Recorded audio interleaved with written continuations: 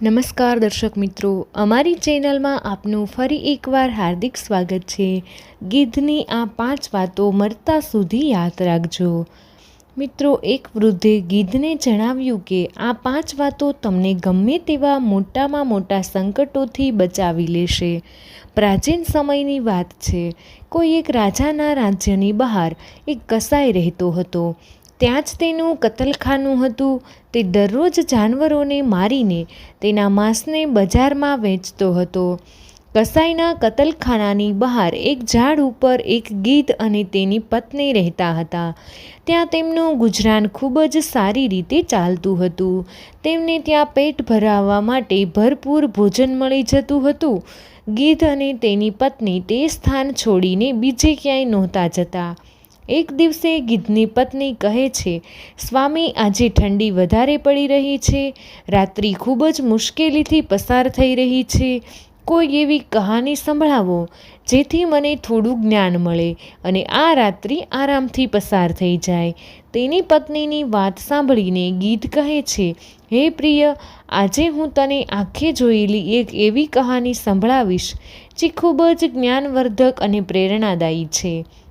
આ કહાનીને જણાવવામાં આવેલી 5 વાતોને જો મનુષ્ય પોતાના જીવનમાં ઉતારી લેશે તો જીવનમાં તે ક્યારેય સંકટમાં નહીં પડે અને જો કદાચ સંકટમાં આવી જશે તો તેમાંથી તે તરત જ બહાર નીકળી જશે।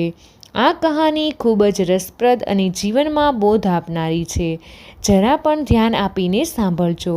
મિત્રો, કહાની શરૂ કરતા પહેલાં તમને વિનંતી છે કે આ વિડીયોના અંત સુધી જોડાયેલા રહેજો અને વિડીયો પસંદ આવે તો વિડીયોને લાઈક કરી દેજો અને તમારા મિત્રો સાથે વિડીયોને શેર કરી દેજો।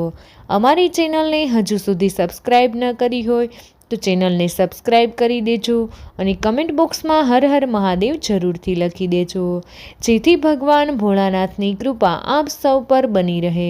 તો ચાલો કહાનીને શરૂ કરીએ। પછી ગીધ કહે છે, આ તે સમયની વાત છે જ્યારે મારા લગ્ન તારી સાથે નહોતા થયા। આ ઝાડ પર હું એકલો જ રહેતો હતો અને મારા બીજા થોડા સાથીઓ પણ રહેતા હતા। ત્યારે આ કહાની મેં અહીંના રાજા પાસેથી સાંભળી હતી અને મારી આંખોથી જોઈ પણ હતી। તે જ કહાની હું તને આજે સંભળાવું છું। મનુષ્યની કિસ્મત કેવી રીતે બદલાય છે તેને આ કહાની આમાંથી જાણવા મળશે। કોઈ એક નગરમાં ઉત્તમ નગરનો એક વ્યક્તિ રહેતો હતો। એક દિવસે કોઈ કામકાજથી બાબતમાં તેના પિતા જોડે તેનો ઝઘડો થઈ જાય છે। ઉત્તમના પિતાએ તેને 4 સોના મહોરો આપી અને કહ્યું, તું તારા ઘરમાં આખો દિવસ પડ્યો રહું છું। તું આ સોના મહોરો લઈ જા અને બહાર જઈને વેપાર કરીને થોડું ધન કમાવીને આવજે।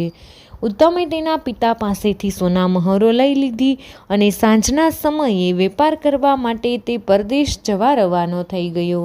તે વિચારતો હતો કે આ 4 સોના મહોરને તે કોઈ નાનો મોટો વેપાર કરી લેશે અને ઘણું બધું ધન કમાવીને તે પોતાના પિતાને દેખાડશે।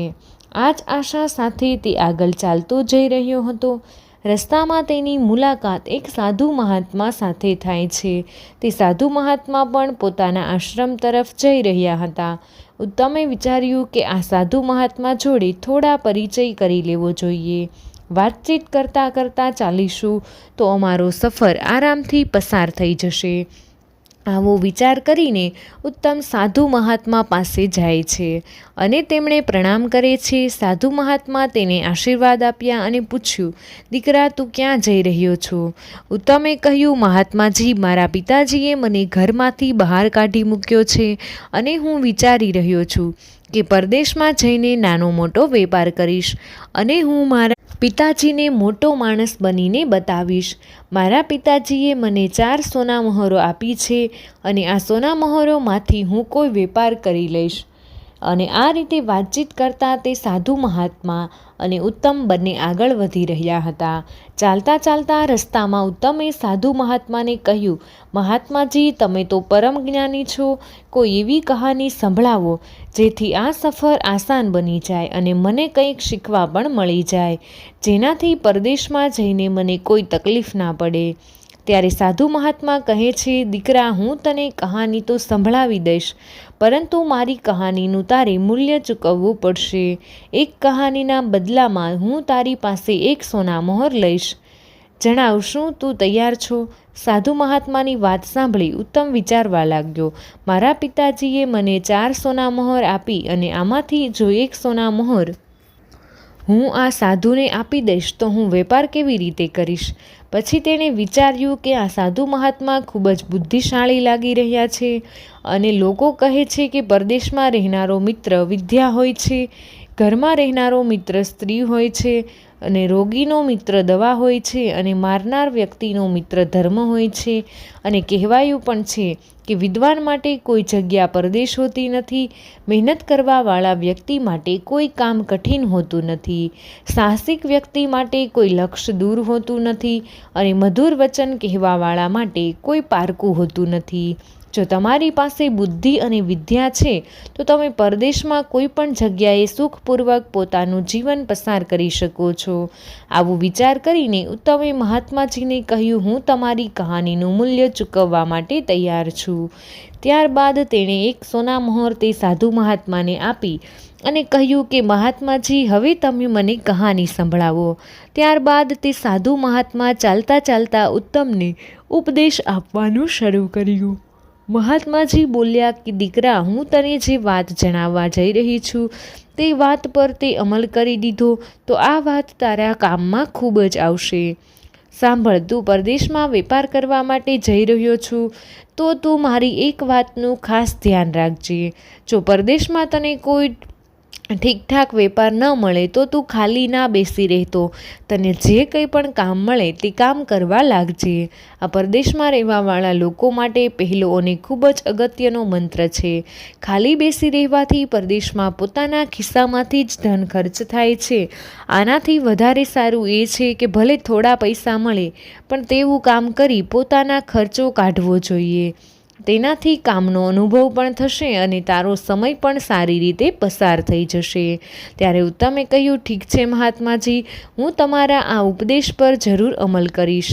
હવે તમે કહાની સંભળાવો. મહાત્માજી કહેવા લાગ્યા, દીકરા, કહાની તો પૂરી થઈ ગઈ. હમણાં મેં તને આ કહાની જ સંભળાવી હતી. ત્યારે ઉત્તમ કહેવા લાગ્યો, મહાત્માજી, આ તે વળી કેવી કહાની હતી કે થોડી જ વારમાં પૂરી થઈ ગઈ? આ તો તમે મને ઉપદેશ આપ્યો છે, મને કોઈ કહાની તો સંભળાવો. ત્યારે સાધુ મહાત્માએ કહ્યું, તું બીજી કહાની સાંભળવા માંગતો હોય તો તારે મને એક સોના મહોર આપવી પડશે. ત્યાર પછી હું તને બીજી કહાની સંભળાવીશ. મિત્રો, ઉત્તમે થોડો વિચાર કર્યા પછી બીજી એક સોના મહોર સાધુ મહાત્માના હાથમાં મૂકી દીધી અને કહ્યું, મહાત્માજી, હવે તમે મને કહાની સંભળાવો. મહાત્માજીએ કહ્યું, ઠીક છે, હવે હું તને બીજી કહાની સંભળાવું છું. ધ્યાનથી સાંભળજે. પરદેશમાં રહીને બીજા કોઈ વ્યક્તિની વસ્તુ પર પોતાનો અધિકાર જમાવવો જોઈએ નહીં. બીજાની વસ્તુને હંમેશા માટી સમજી ચાલવું જોઈએ. ક્યારે કોઈ ચીજ વસ્તુ પર નિયત ખરાબ કરવી જોઈએ નહીં. ત્યારે ઉત્તમે કહ્યું, ઠીક છે મહાત્માજી, હું આવું જ કરીશ. હવે આગળ સંભળાવો. ત્યારે મહાત્માજી કહેવા લાગ્યા, દીકરા, કહાની તો પૂરી થઈ ગઈ. આટલી જ કહાની હતી? ત્યારે ઉત્તમે કહ્યું, અરે આ કહાની થોડી હતી, આ તો મને તમે ઉપદેશ આપ્યો છે. અરે આટલા નાના ઉપદેશ માટે તમે મારી પાસેથી એક સોના મહોર લઈ લીધા. ત્યારે સાધુ મહાત્મા કહે છે, દીકરા, જ્ઞાનની કોઈ કિંમત નથી હોતી. જ્ઞાન તો અનમોલ હોય છે. જ્ઞાનની કિંમત ત્યારે જ ખબર પડે છે જ્યારે મનુષ્ય મુશ્કેલીમાં હોય છે અને તે જ જ્ઞાન તેને મુશ્કેલીમાંથી બહાર કાઢે છે. ત્યારબાદ ઉત્તમે કહ્યું, હું તમને બીજી એક સોના મહોર આપું છું, તમે મને બીજો એક ઉપદેશ સમજાવો. આટલું કહી ઉત્તમે એક સોના મહોર તે સાધુ મહાત્માના હાથમાં મૂકી દીધી. મહાત્માએ ઉત્તમને ત્રીજી એક વાત જણાવી, દીકરા, જીવનમાં ક્યારેય બીજા વ્યક્તિનું કોઈ ગુપ્ત રહસ્ય હોય અને તે તને ખબર પડી જાય ત્યારે તે રહસ્યને તારે ત્રીજા વ્યક્તિને જણાવવું નહીં. આ સૌથી મોટી અનમોલ શીખ છે. મહાત્માજીના આ ત્રીજા ઉપદેશને પણ ઉત્તમે ધ્યાનથી સમજી લીધો. ત્યારબાદ તેને વિચાર કર્યો કે મારી પાસે હવે ફક્ત એક જ સોના મહોર વધી છે. આ એક સોના મહોરથી તો વેપાર કેવી રીતે થશે? તો ચાલો આ સોના મહોર સાધુ મહાત્માને આપી દઉં.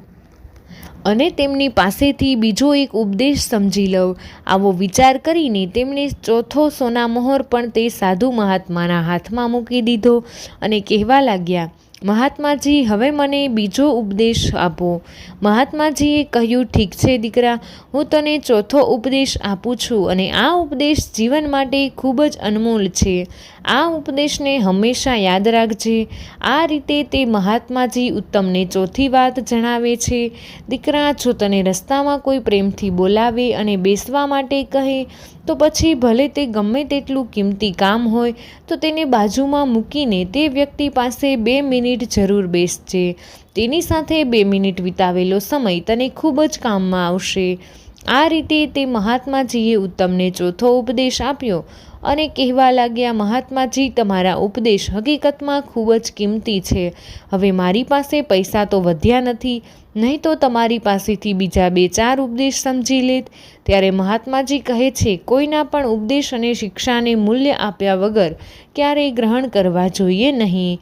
તેમ છતાં પણ હું કહું છું તો એક ઉપદેશ હું તને મારા તરફથી આપું છું, જેનું હું તારી પાસેથી કોઈ મૂલ્ય નહીં લઉં. અને આ ઉપદેશ એ છે કે પરદેશમાં રહીને કોઈ દુરાચારી સ્ત્રીનો વિશ્વાસ કરવો નહીં. દુરાચારી સ્ત્રી વિશે કંઈ પણ અનુમાન લગાવી શકાય નહીં કે તેના મનમાં શું હોય છે, તેના દિલમાં શું હોય છે.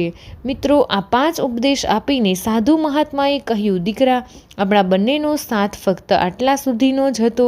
બાજુમાં જ મારો આશ્રમ છે અને હવે હું મારા આશ્રમ પર જઈ રહ્યો છું. આટલું કહીને તે સાધુ મહાત્મા પોતાના આશ્રમમાં જતા રહે છે. ઉત્તમ ત્યાંથી આગળ વધે છે, પરંતુ તેના દિમાગમાં એક વાત ચાલી રહી હતી કે સાધુ મહાત્માએ 5 ઉપદેશના બદલામાં મારી પાસેથી 4 સોનામહોર લઈ લીધી. સાધુને વળી ધનની શું જરૂર પડે? સાધુ સંત તો વૈરાગી હોય છે, ધન દોલતનો ત્યાગ કરીને તે સાધુ બને છે. તો પછી આ સાધુ મહાત્માએ મારી પાસેથી સોનામહોરો કેમ લઈ લીધી? હું આ વાત જ્યારે પાછો મારા નગરમાં જઈશ ત્યારે તે સાધુ મહાત્માને જરૂર પૂછીશ. પછી તેણે વિચાર્યું કે જે કંઈ પણ હોય, આ સાધુ મહાત્માની આ 5 કિંમતી વાતો ખૂબ જ મહત્ત્વની છે. હું તેને હંમેશા યાદ રાખીશ. હવે ઉત્તમ પાસે પૈસા નહોતા તો એ ચિંતામાં હતો કે પરદેશમાં જઈને તે કરશે શું, શું ખાશે, કેવી રીતે તે પોતાનો વેપાર શરૂ કરશે. આ બધી વાતોનો વિચાર કરતાં કરતાં તે એક નગરમાં પહોંચી જાય છે. નગરમાં પહોંચીને તે નોકરીની શોધખોળ કરવા લાગે છે. કેમ કે ધન તો તેની પાસે હતું નહીં. તેણે વિચાર્યું કે કોઈને ત્યાં નોકરી કરી લઉં, કેમ કે સાધુ મહાત્માએ એ પણ કહ્યું હતું કે પરદેશમાં ખાલી બેસી રહેવું નહીં, નાનું મોટું જે કંઈ પણ કામ મળી જાય તેને કરી લેવું. નોકરીની શોધમાં ઉત્તમ આમ તેમ બધા લોકોને પૂછી રહ્યો હતો. ત્યારે તેની મુલાકાત રાજાના એક નોકર સાથે થઈ જાય છે. તે નોકર રાજાના તબેલામાં નોકરી કરતો હતો અને તેનું નામ હતું અનંગપાલ. અનંગપાલ રાજાને ત્યાં રહીને તેમના ઘોડાઓની દેખભાળ રાખતો હતો. તેણે જોયું કે એક માણસ નોકરીની તલાશમાં આમ તેમ ફરી રહ્યો હતો. ત્યારે અનંગપાલે તેને પોતાની પાસે બોલાવ્યો અને કહ્યું કે ભાઈ, તને કામની તલાશ છે અને મને રાજા નોકરીમાંથી રજા નથી આપી રહ્યો. મારા ઘરે મારી માં ખૂબ જ બીમાર છે. ઘણા દિવસોથી હું મારી માને મળવા નથી ગયો. રાજાએ મને કહ્યું છે કે હું તને એક શરત પર ઘરે જવાની રજા આપીશ. જો તું તારી જગ્યાએ બીજા કોઈ વ્યક્તિને કામ પર લગાવી દઈશ ત્યારે તને ઘરે જવાની રજા મળશે. ભાઈ, તું મારા માટે મારી જગ્યાએ રાજાને ત્યાં કામ પર લાગી જા. જે પણ વેતન મળે તે તું રાખી લેજે. જ્યારે હું મારી માને ખબર જોઈને પાછો આવીશ ત્યારે તું બીજું કોઈ કામ શોધી લેજે. અનંગપાલની વાત સાંભળીને ઉત્તમે વિચાર્યું કે આમ તેમ ફરીને સમય બરબાદ કરવાથી તો એ સારું છે કે થોડા સમય માટે હું આ વ્યક્તિની જગ્યાએ કામ કરી લઉં અને ત્યારબાદ મારી પાસે પણ થોડા પૈસા આવી જશે. હું આ શહેરમાં નવો આવ્યો છું અને 1 મહિનામાં હું અહીંના લોકોને સમજી લઈશ. આવો વિચાર કરીને ઉત્તમ અનંગપાલની જગ્યાએ કામ કરવા માટે તૈયાર થઈ જાય છે. અનંગપાલ ઉત્તમને લઈને રાજમહેલમાં જાય છે. મિત્રો, તે રાજ્યના રાજા ચક્રદત્ત ખૂબ જ બુદ્ધિશાળી અને ચક્રવર્તી રાજા હતા. તેમની એક પુત્રી હતી ચંદ્રપ્રભા. ચંદ્રપ્રભા ખૂબ જ સુંદર હતી અને હમણાં જ તેણે યુવાનીની પહેલી સીડી પર પગ મૂક્યો હતો. રાજા તેમની પુત્રીને ખૂબ જ પ્રેમ કરતા હતા, કેમ કે ચંદ્રપ્રભા તેમની એકને એક દીકરી હતી. મિત્રો, રાજાને ઘોડા પાળવાનો અને ઘોડે સવારી કરવાનો ખૂબ જ શોખ હતો. રાજાની પાસે એકથી એક ચડિયાતી જાતના ઘોડા હતા. તે ઘોડાઓની સંભાળ રાખવા માટે રાજાએ ઘણા બધા નોકરો રાખ્યા હતા. તેમાંથી એક અનંગપાલ હતો. દરેક નોકરોના ભાગમાં 10-10 ઘોડા હતા. તેમને ખવડાવવા પીવડાવવા માટે રાજા તે નોકરોને સરખા પ્રમાણમાં વસ્તુઓ આપતા હતા. આ બાજુ ઉત્તમને લઈને અનંગપાલ રાજા પાસે પહોંચે છે અને હાથ જોડીને કહે છે, મહારાજ, હું થોડા દિવસો માટે મારી બીમાર માને મળવા ગામડે જઈ રહ્યો છું.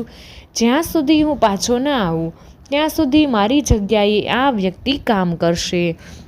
આનું નામ ઉત્તમ છે અને આ ખૂબ જ મહેનતી અને ઈમાનદાર વ્યક્તિ છે. મને તમારી આજ્ઞા જોઈએ છે. રાજાએ કહ્યું, અનંગપાલ, એમાં વળી આજ્ઞાની શું જરૂર? જો આ વ્યક્તિ તારો વિશ્વાસુ છે તો તેને લઈ જઈને તારું કામ સમજાવી દે અને ત્યારબાદ તું તારી બીમાર માને ખબર કરવા ઘરે જજે. પરંતુ ધ્યાન રાખજો કે મારા ઘોડાઓથી દેખરેખ રાખવામાં કોઈ પણ જાતની બેદરકારી ન થવી જોઈએ અને જો તેમાં કોઈ પણ બેદરકારી થઈ તો તેના માટે હું તમને નહીં પણ તને દંડ આપીશ. અનંગપાલે કહ્યું, ઠીક છે મહારાજ, તમને ફરિયાદનો કોઈ મોકો નહીં મળે. હું તેને બધું જ કામ સરસ રીતે સમજાવી દઈશ. આ રીતે રાજાની આજ્ઞા લઈને અનંગપાલ ઉત્તમને લઈને ઘોડાઓના તબેલામાં પહોંચે છે. ત્યાં જઈને જોયું તો હજારો ઘોડા બંધાયેલા હતા. અનંગપાલે ઉત્તમને કહ્યું, મારા ભાગમાં રાજાએ 10 ઘોડા આપ્યા છે. તારે 10 ઘોડાઓની દેખભાળ રાખવાની છે. તેમને તારે ખવડાવવાનું છે, તેમની માલિશ કરવાની છે. ઉત્તમે કહ્યું, ઠીક છે મિત્રો, હું આ કામ ખૂબ જ ઈમાનદારી અને નિષ્ઠાથી કરીશ. ત્યારબાદ અનંગપાલ ઉત્તમને તેનો ઓરડો દેખાડે છે અને કહે છે, આજથી તારે આ ઓરડામાં રહેવાનું છે. આ રીતે અનંગપાલ ઉત્તમને જવાબદારી સોંપી પોતાના ગામ તરફ જવા રવાના થાય છે. આ બાજુ ઉત્તમ ઘોડાઓની દેખભાળમાં લાગી જાય છે અને દરરોજ ઘોડાઓને માલિશ કરતો, તેમને નવડાવતો, ત્યારબાદ તેમને ખવડાવતો.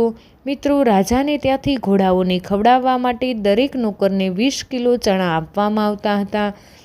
ઉત્તમે તે ચણાને એક પોટલીમાં બાંધી દીધા અને તેને તબેલામાં જઈને પાણીમાં પલાળીને પીસીને ઘોડાઓને ખવડાવવા માટે આપી દીધા. જ્યારે તે પોતાના કામમાંથી પરવારી ગયો ત્યારે તેણે વિચાર કર્યો કે હવે સમય છે તો બાકીના નોકરો સાથે બેસીને થોડી વાતચીત કરવી જોઈએ. આવો વિચાર કરી ઉત્તમ બીજા નોકરો પાસે જઈને બેસે છે જે રાજાના બીજા ઘોડાઓની દેખભાળ કરતા હતા. તેણે જોયું કે બધા નોકરો એક ઓરડામાં ભેગા થઈને દારૂ પી રહ્યા હતા અને તેમના ઘોડા હજુ પણ ભૂખ્યા હતા. ત્યારે ઉત્તમ કહેવા લાગ્યો, અરે ભાઈ, તમે હજુ સુધી તમારા ઘોડાઓને ચણા નથી ખવડાવ્યા અને તમે દારૂ પીવામાં લાગી ગયા છો. ત્યારે તે નોકરોએ ઉત્તમને કહ્યું, અમારું કામ કર્યા વગર અમે ક્યારેય નશો કરતા નથી. અમે બધા અમારા ઘોડાઓને ખોરાક નાખી ચૂક્યા છીએ અને ત્યારબાદ જ અમે અહીં ભેગા થઈને દારૂ પીવા બેઠા છીએ. ઉત્તમે જોયું કે રાજાને ત્યાંથી ઘોડાઓને ખવડાવવા માટે જે ચણા મળ્યા હતા તે હજુ પણ તે નોકરો પાસે જ હતા. ઉત્તમે કહ્યું, અરે ભાઈ, તમે કેમ જૂઠું બોલી રહ્યા છો? તમારી પાસે હજુ ઘણા બધા ચણા પડ્યા છે. તમે કહી રહ્યા છો અમારા ઘોડાઓને ખવડાવી દીધું છે. ત્યારે નોકરોએ કહ્યું કે અમારી પાસે જે ચણા પડ્યા છે તે ઘોડાઓને ખવડાવવા માટે નથી. તેને તો અમે બજારમાં વેચીને અમારા માટે દારૂની વ્યવસ્થા કરીએ છીએ. પછી ઉત્તમે પૂછ્યું, તો પછી ઘોડાઓને તમે શું ખવડાવો છો? ત્યારે નોકરે કહ્યું, રાજા અમને 20 કિલો ચણા આપે છે. અમે 5 કિલો ચણા ઘોડાઓને ખવડાવીએ છીએ અને બાકીના ચણા વેચીને અમે અમારા દારૂની વ્યવસ્થા કરીએ છીએ. નોકરોનું આ વર્તન ઉત્તમને યોગ્ય લાગ્યું નહીં અને તે વિચાર કરવા લાગ્યો, આ તો રાજા સાથે અને આ નિર્દોષ ઘોડાઓની સાથે દગો કહેવાય. તમે બધા તમારું પેટ ભરવા અને નશો કરવા માટે આ ઘોડાઓને ભૂખ્યા રાખો છો. ત્યારે આ બધા નોકરો કહેવા લાગ્યા કે જો ભાઈ, પેટ ભરવા માટે તો આ બધું જ કરવું પડે. રાજા પાસેથી જે વેતન મળે છે તેનાથી અમારું ગુજરાન સારી રીતે ચાલતું નથી અને એમ પણ ધનની કોઈ પેટ ભરાયું છે તો આવું કર તેને કોણ રોકે છે? તને અનંગપાલ તેની જગ્યાએ અહીં મૂક્યો છે એટલે અમે તને આ વાત જણાવી દીધી. જો આ વાત તે બીજાને જણાવી તો તારી ખેર નથી. તે નોકરીની વાત સાંભળીને ઉત્તમ ચૂપચાપ પોતાના ઓરડામાં આવી જાય છે. તે વિચાર કરે છે, તે લોકો ઠીક કહી રહ્યા છે. આવતીકાલથી હું પણ આવું જ કરીશ. બેઈમાની કરીને હું પણ ઘણા બધા પૈસા ભેગા કરી લઈશ.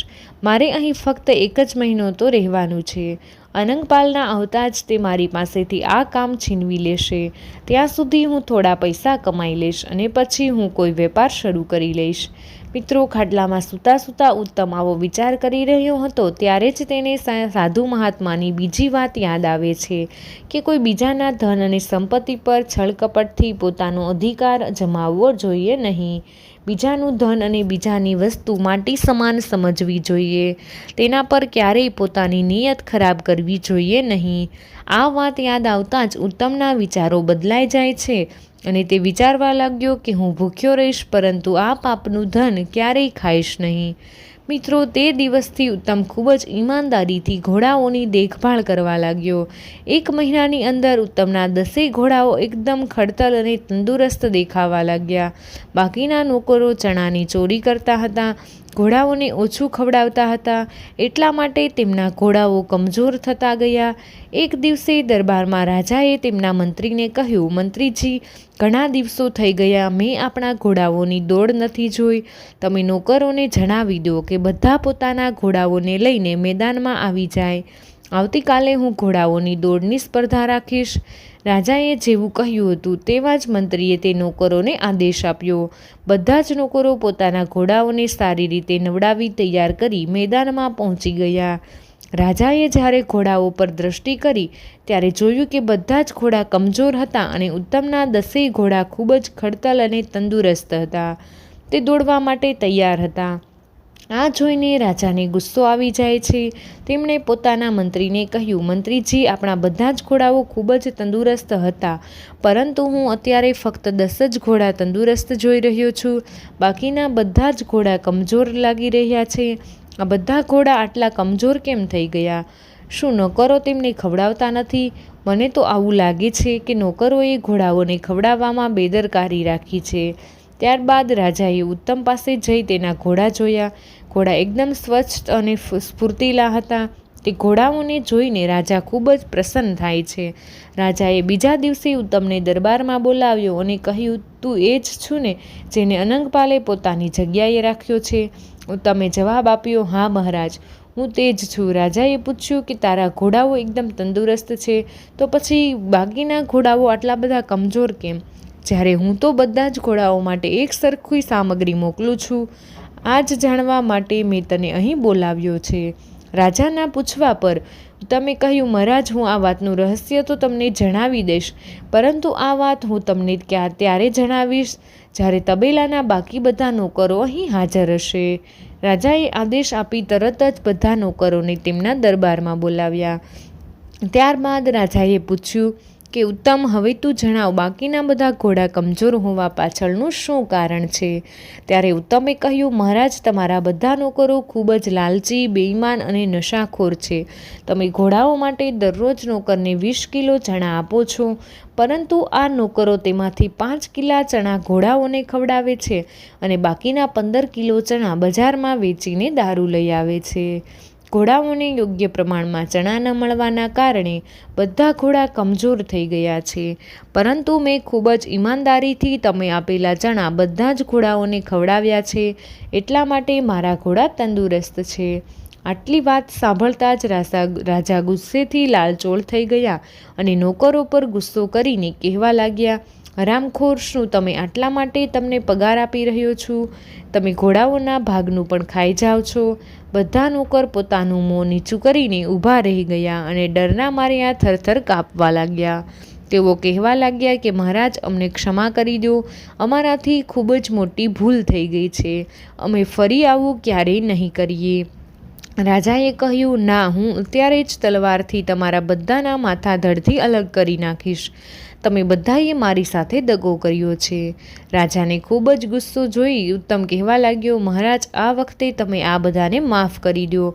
મને વિશ્વાસ છે કે આ બધા નોકર હવે ફરીથી આવી ભૂલ નહીં કરે. ઉત્તમના કહેવા પ્રમાણે રાજાએ તેમને ચેતવણી આપીને છોડી દીધા. મિત્રો, ઉત્તમની ઈમાનદારીને જોઈને રાજાને તેને શાબાશી આપી અને તેની તબેલાના મુખ્ય નિરીક્ષણના રૂપમાં નિમણૂક કરી. રાજાએ કહ્યું કે આજથી તારું કામ એટલું જ છે કે તારે આ બધા નોકરો પર નજર રાખવાની. જો કોઈ નોકર ઘોડાના ભાગના ચણાની ચોરી કરે તો તેની જાણ તારે મને તરત જ કરવાની રહેશે. આ કામ માટે હું તને દર મહિને 1000 સોના મહોરો આપીશ. રાજાએ કડક શબ્દોમાં સૂચના આપી તે બધા નોકરોને છોડી દીધા અને ઉત્તમની તે બધા પર નજર રાખવા માટે નિમણૂક કરી. રાજાએ પોતાની આંગળીઓમાં હીરાની વીંટી પહેરી હતી તે વીંટી કાઢી રાજાએ ઇનામ તરીકે ઉત્તમને આપી અને કહ્યું, જ્યારે તમે મને મળવું હોય ત્યારે તું આ વીંટી ચોકીદારને બતાવજે, તને કોઈ નહીં રોકે. તબેલામાં પહોંચીને ઉત્તમ બધા નોકરોને સમજાવ્યા, જુઓ, આ વખતે તો મેં તમને બચાવી લીધા. ફરીથી તમારી ભૂલ પકડાશે તો રાજા સાહેબ તમને જીવનભર જેલમાં ધકેલી દેશે. એટલા માટે ઈમાનદારીથી પોતાનું કામ કરો. મિત્રો, તે દિવસથી બધા નોકરો ઈમાનદારીથી ઘોડાઓની સંભાળ રાખવા લાગ્યા. ત્યારબાદ તેઓએ ક્યારેય પણ બેઈમાન કરી નહીં. બધા જ ઘોડાઓ ફરીથી તંદુરસ્ત થઈ ગયા. મિત્રો, આ બાજુ 1 મહિનાનો સમય પસાર થઈ ગયો. અનંગપાલ પોતાના માને મળીને નોકરી પર પાછો આવી જાય છે. જેવો જ અનંગપાલ ઘોડાના તબેલામાં પહોંચે છે ત્યારે બધા નોકરોએ તેને મળીને ઉત્તમની કરતૂત જણાવી દીધી કે આપણે જે ચોરી કરતા હતા તે વાત પર ઉત્તમે રાજાને જણાવી દીધું અને રાજાએ તેને તબેલાનો મુખ્ય નિરીક્ષક બનાવી દીધો છે. અનંગપાલે કહ્યું, તમે લોકો ચિંતા ના કરો, હું પાછો આવી ગયો છું. હવે તો તેને અહીંથી જવું જ પડશે. નોકરોએ કહ્યું, ના ભાઈ, તે અહીંથી નહીં જાય, કેમ કે રાજાએ તેને આપણા બધાની દેખભાળ કરવા માટે નોકરી પર રાખી લીધો છે. ત્યારબાદ અનંગપાલ ઉત્તમ પાસે જાય છે. તે સમયે ઉત્તમ પોતાના ઓરડામાં આરામ કરી રહ્યો છે. અનંગપાલે જોઈને ઉત્તમ એકદમ ખુશ થઈ જાય છે અને કહ્યું, મિત્ર, તું આવી ગયો, તને જોઈ મને ખૂબ જ આનંદ થયો. અનંગપાલ ઉત્તમની પાસે બેસે છે ત્યારે ઉત્તમ અનંગપાલને ત્યાં જે ઘટના ઘટી હતી તેના વિશે જણાવે છે. અનંગપાલ કહેવા લાગ્યો, તારાથી પહેલાં મને આ વાતની ખબર પડી ગઈ હતી. ત્યારબાદ બંને લોકો સાથે બેસીને ભોજન કરે છે અને ભોજન કર્યા પછી પોતાની પથારીમાં સૂઈ જાય છે.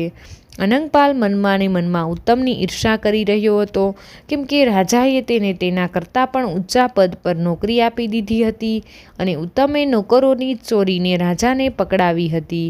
એટલા માટે અનંગપાલ તેનાથી ઈર્ષા કરવા લાગ્યો હતો. મિત્રો, અનંગપાલ પણ ચોરી કરતો હતો અને તેને ઉત્તમનું આ વર્તન સહેજ પણ પસંદ ન આવ્યું. અનંગપાલ ઉત્તમને નીચો દેખાડવા માંગતો હતો, તેની પાસે બદલો લેવા માંગતો હતો. અનંગપાલ પોતાના ઓરડામાં જઈને સૂઈ જાય છે અને ઉત્તમ તેના ઓરડામાં જતો રહે છે, કેમ કે રાજાએ તેને એક અલગ ઓરડો પણ આપ્યો હતો. તે દિવસે આકાશમાં વાદળો ઘેરાયેલા હતા. ઝરમર ઝરમર વરસાદ વરસી રહ્યો હતો. વીજળી ગરજી રહી હતી. બીજી બાજુ રાજકુમારી ચંદ્રપ્રભાની આંખોમાં ઊંઘ નહોતી, કેમ કે રાજાની પુત્રી ચંદ્રપ્રભા અને અનંગપાલની વચ્ચે પ્રેમ પ્રસંગ ચાલી રહ્યો હતો. રાજકુમારી અવારનવાર અનંગપાલને મળવા આવતી હતી. આજે રાજકુમારીને ખબર પડી ગઈ કે અનંગપાલ પોતાના ઘરેથી પાછો આવી ગયો છે, એટલે તેણે વિચાર્યું કે ઉત્તમ તો હવે જતો રહ્યો હશે. રાજકુમારી રાત્રે ઉઠીને પોતાના મહેલની અગાસીમાં આમ તેમ ફરી રહી હતી. કામ વાસનાની પીડાથી તે વ્યાકુળ થઈ હતી. તેની બેચેની વધી રહી હતી. તે પોતાના પ્રેમી અનંગપાલને મળવા માટે તેના ઓરડામાં જાય છે. સંયોગના કારણે ઉત્તમ પણ તે સમયે જ બાજુ ફરી રહ્યો હોય છે. અચાનક જેવો જ ઉત્તમ અનંગપાલના ઓરડાની નજીક પહોંચે છે ત્યારે તેને તેના ઓરડામાંથી કોઈ સ્ત્રીનો અવાજ સંભળાય છે. ઉત્તમે ચોરી છુપવીથી તે ઓરડાની અંદર જોયું ત્યારે અનંગપાલની સાથે રાજકુમારી ચંદ્રપ્રભાને જોઈને તે આશ્ચર્યચકિત થઈ ગયો. ઉત્તમ આ બધું જોઈને ચૂપચાપ પોતાના ઓરડામાં જતો રહે છે. બીજી બાજુ અનંગપાલે રાજકુમારીને કહ્યું, પ્રિયે, આ સમયે ઉત્તમ આપણા રસ્તાનો સૌથી મોટો કાંટો છે. ગમે તે કરીને તું ઉત્તમને મરાવી નાખ, ત્યારે જ આપણે નિશ્ચિત થઈ શકીશું. રાજકુમારીએ કહ્યું, પ્રાણનાથ, એ તો નાની વાત કહેવાય, તમે ચિંતા ના કરો, હું પિતાજીને કહી તેને મૃત્યુદંડ અપાવી દઈશ. મિત્રો, બીજી બાજુ ઉત્તમ વિચારી રહ્યો હતો કે અનંગપાલ રાજાની આંખોમાં ધૂળ નાખી તેમની પુત્રીને પ્રેમ કરી રહ્યો છે. રાજાની સાથે વિશ્વાસઘાત કહેવાય. મારે આ ખબર રાજા સાહેબને આપવી જોઈએ. ઉત્તમ આવો વિચાર કરીને રાજાને સંદેશ આપવા રાજમહેલ તરફ જવા લાગે છે. ત્યારે તેને સાધુ મહાત્માની ત્રીજી વાત યાદ આવી જાય છે.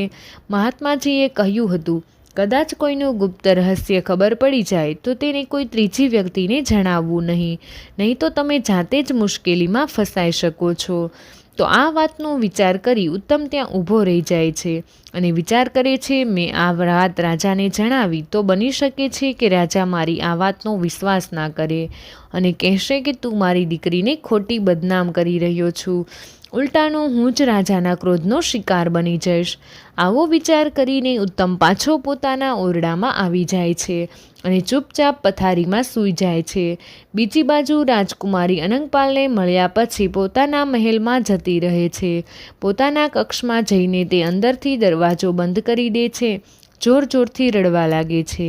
રાજકુમારી ચિલ્લાવીને બચાવો બચાવોની બૂમ પાડવા લાગી. રાજકુમારીનો અવાજ સાંભળીને તેના નોકર ચાકર અને દાસીઓ જાગી ગઈ. ખૂબ જ ઉતાવળમાં રાજાને આ સમાચાર આપવામાં આવ્યા અને દોડતા દોડતા રાજા સાહેબ ચંદ્રપ્રભાના કક્ષમાં પહોંચી ગયા. તેમની પુત્રીને પૂછ્યું, દીકરી શું થયું? તે કેમ રડી રહી છો? મિત્રો, અનંગપાલના કહેવા પર રાજકુમારીએ એક ષડયંત્ર રચ્યું હતું. તે એકદમ કહેવા લાગી, પિતાજી, તમે જે નવા નોકરને નોકરી પર રાખ્યો છે તેની મારી સાથે જબરદસ્તી કરી છે. તે રાત્રે મારા કક્ષમાં આવ્યો અને મારી ઇજ્જત લૂંટવાનો પ્રયત્ન કરવા લાગ્યો. જ્યારે મેં બૂમો પાડી ત્યારે તે બારીમાંથી કૂદીને ભાગી ગયો. તમારા દ્વારે આપેલી વીંટીનો તેણે ગેરલાભ ઉઠાવ્યો છે. ચોકીદારોને વીંટી બતાવી તે મહેલમાં ઘૂસી ગયો હશે. પોતાની દીકરીની આ વાત સાંભળીને રાજા એકદમ ગુસ્સેથી લાલચોળ થઈ ગયા અને કહેવા લાગ્યા, દીકરી, તું ચિંતા ના કરીશ. તે દુષ્ટની એટલી હિંમત કે આપણા મહેલમાં ઘૂસી આવ્યો. હું હમણાં જ તેને બોલાવી તેની ખબર લઉં છું. રાજકુમારીએ કહ્યું, પિતાજી, તેની ખબર લેવાથી કોઈ ફાયદો નથી. તેની આ ભૂલ માટે જ્યાં સુધી તેને મૃત્યુદંડ ના અપાવવામાં આવે ત્યાં સુધી હું અન્નજળ ગ્રહણ નહીં કરું. રાજાએ કહ્યું, પુત્રી, આવું જ થશે. આવતીકાલે હું તેને મૃત્યુદંડ આપીશ. રાજકુમારીને આશ્વાસન આપી રાજા પોતાના કક્ષમાં આવી જાય છે.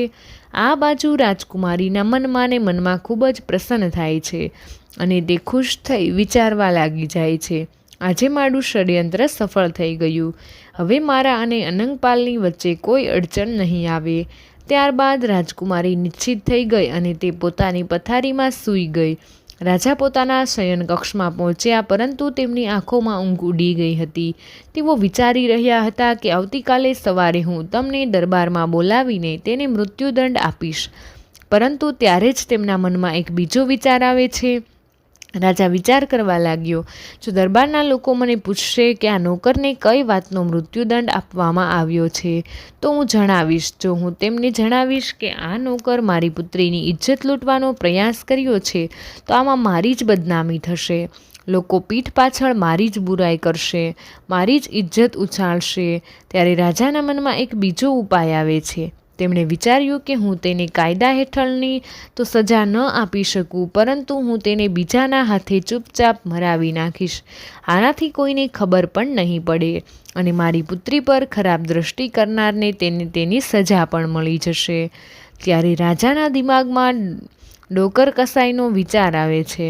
તે વિચાર કરવા લાગ્યો, હું તેને આવતીકાલે કસાઈના હાથે મરાવી નાખીશ. આ બધી વાતોનો વિચાર કરીશ. રાજા સૂઈ જાય છે અને બીજા દિવસે સવારે ઉઠે છે અને બહાર ફરવા માટે નીકળે છે. ફરતા ફરતા તે પોતાના રાજ્યની બહાર કસાઈના કતલખાને પહોંચી જાય છે. કસાઈએ જોયું તો રાજા સ્વયં મારી પાસે આવ્યો છે. ત્યારે તે તરત જ તેમના ચરણોમાં પડીને કહેવા લાગ્યો, મહારાજ, તમે અહીં આવવાનું કષ્ટ કેમ કર્યું? મને સંદેશો મોકલવો તો હું મારી જાતે જ આવી જાત. મિત્રો, જે ઈમાનદારીથી કામ કરશે તેને ક્યારેય પણ તેમના જીવનમાં કોઈ અડચણ નહીં આવે. વિડીયો પસંદ આવ્યો હોય તો વિડીયોને લાઇક કરી દેજો. તમારા બધા જ મિત્રો સાથે વિડીયોને શેર કરી દેજો. અમારી ચેનલને સબસ્ક્રાઈબ કરવાનું ભૂલશો નહીં.